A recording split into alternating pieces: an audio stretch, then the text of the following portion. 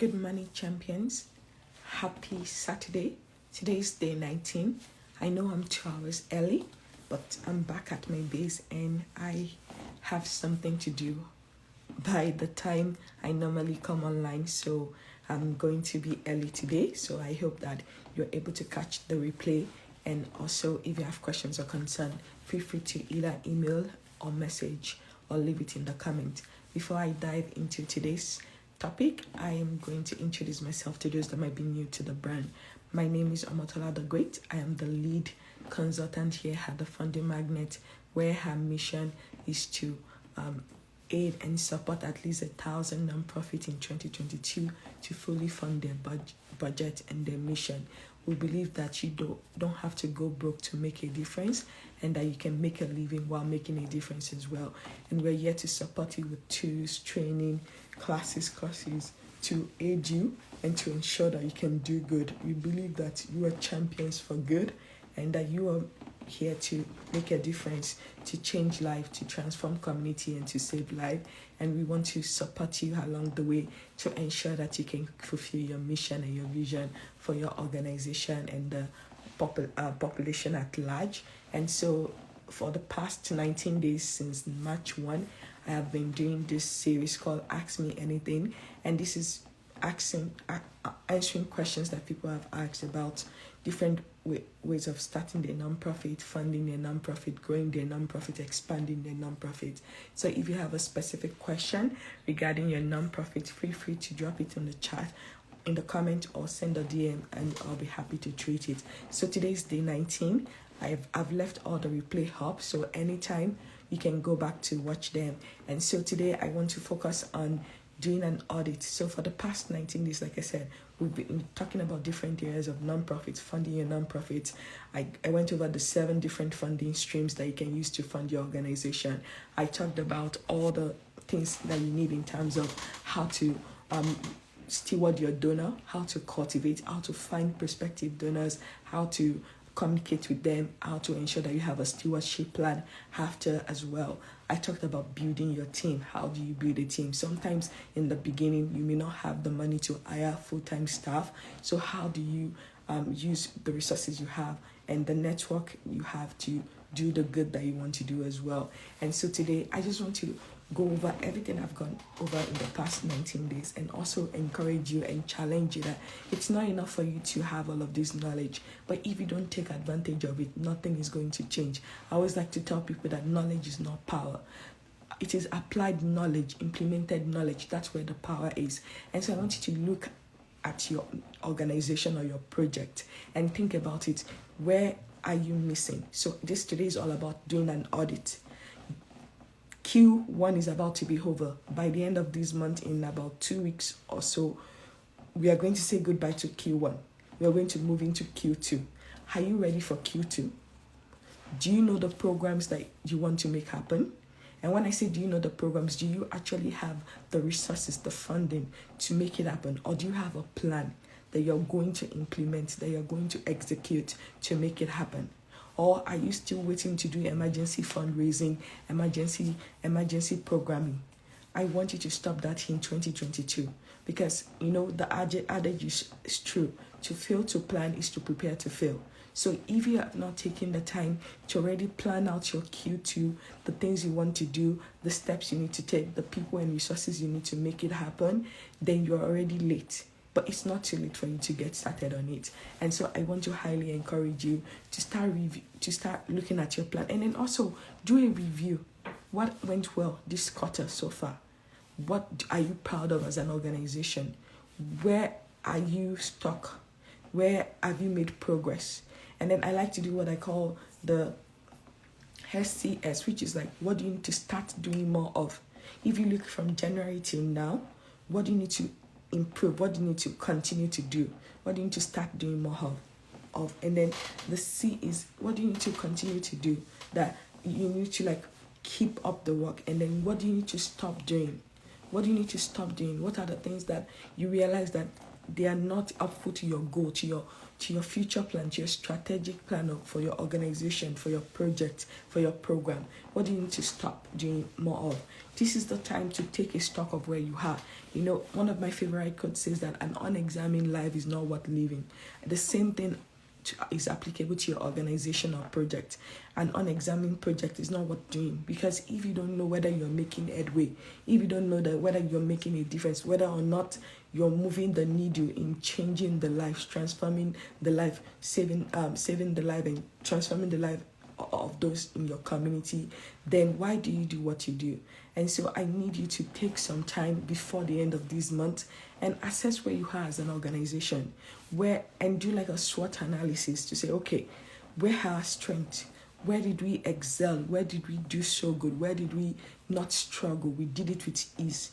Then the S and the SWOT stand for weaknesses. Where are our weaknesses? What are the things that we need to fine-tune, that we've not gotten right, or we've not really perfected, but we know that if we put a bit of effort, or we implement some things, or put in some resources, we are going to do it better. Then the O in SWOT stand for opportunity. Are there opportunities? Are there things that you're leaving on the table? Are there opportunities that you can take advantage of, but you've not done that? Maybe because you're so overwhelmed and you don't have other people, other team members to support you. So this is where you actually start identifying the gap in your organization and figuring out, okay, where had the opportunity? What will it take for you to take advantage of this opportunity? So I'll give you an example from my own business right now.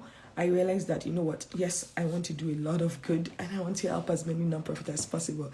But I realized that not everybody need me to coach them one-on-one, or need me to be in my group or in my membership. And so one of the opportunities that I identified for Q1 that I wanted to create was to have like a digital classes and training available for people. So since December, have been spending time every single time to like increase that capacity, because you don't necessarily have to be with me live like one-on-one before you can get value and use and implement what I teach you to get results for your organization. And so I set out on a goal that I was going to at least have up to 15 to 20 courses available for people to buy at any time or watch at any time. Some are free, some are paid. And so I've been building that capacity because I saw the opportunity there. And so now I am close. I'm about to cross the 20 training or classes that I've created, and that over time it's going to help people. So even if I'm not there, even if I cannot do a live class, people can always go to the website to purchase it, or to register for the free ones and watch them as well. And so that was where I found an opportunity to realize that, you know what, I cannot wait. Not everybody can meet live for classes. Yes, that would be wonderful and great, but it will not happen. And so for you as well, you need to also think about it to say, okay, where are the opportunities? What can you do to accelerate access to this opportunity and use it for your organization's good? Okay, I see your question. I'm going to answer it. And then the last thing in this SWOT is threat. Where are areas where that if you don't pay attention, if you don't make amends, if you don't treat them, they're going to be a detriment to your organization? What can you do to make sure that you turn the threat either to opportunity or to a strength? Who needs to take care of? You need to assign somebody that can take care of that as you go forward, and also definitely explore other ways to ensure that you run an effective and efficient organization. And so having an audit and doing an audit is going to be very, very important and valuable to you if you want to grow, if you want to scale, if you want to expand your work. But if you don't take the time to do these, then there is no way that you can really move forward and be able to really grow to the capacity that you're capable of as you go forward. Okay, so someone has the question, what's a good sponsorship form for level of donation? And so I'll say it depends on you as an organization. So what I like to use is what I call the CIA formula, which stands for C is for capacity. What the people that you're trying to get sponsorship from, you need to do the research to get to know them and to understand, first and foremost, what's their capacity in giving. So depending on the area, the state, the city, the nation that you're in, you need to look at their past record to say, okay, what is the rate of giving? Have they given a specific amount to this kind of organization before? And so look at the capacity to give. Maybe some organization, they can give in the 10,000s, maybe some can give in the hundreds, maybe some can give in like the millions or whatever. And so you need to understand that, okay, what is the capacity for them to give first and foremost? Once you know the capacity, then that will help you to now come up with your own sponsorship level in the way that you go forward. And then another way that you can do it is to also think of it in terms of like, okay, levels of, in terms of, okay, this is the gold, then this is the silver, this is the bronze. Other people like to call it maybe platinum level, diamond, and then maybe bronze as well. And so, but first and foremost is like, you have to check and research, okay, can they give this amount? If we ask for 10,000, would they be able to give? You ask for 20, if you ask for 100,000. And so you need to be able to know what the capacity is in terms of being able to give that. And once you identify that, then you create that. Or before you do your research, you can determine as an organization or an entity that, okay, we want sponsors who can give 50,000, then maybe 25,000, then 10,000, then 5,000. So once you now determine your level, then you now go and look and research for potential organizations or individuals who can give the level that you've created for yourself. And so either way, you can do it in the sense that you ask them first and then and see what they can give, or you determine that sponsorship level, then you find people that meet the criteria for that sponsorship level. So I hope that helped as you go forward. If you have another question, feel free to ask regarding that. But to round up, like I said, today is going to be a very short one. I want you to go back, like this is the weekend. I like to call it Study Saturday. So take some time, go over the specific topic area that you know that, okay, I need to know more about, and then create an implementation plan. Don't just be the hearer of the word, but not doer. Like, don't let the all of this come into one ear, then go out of the other one. Take some time to say, okay, if I were to apply this to my organization, where are we lacking? And so do the SWOT analysis.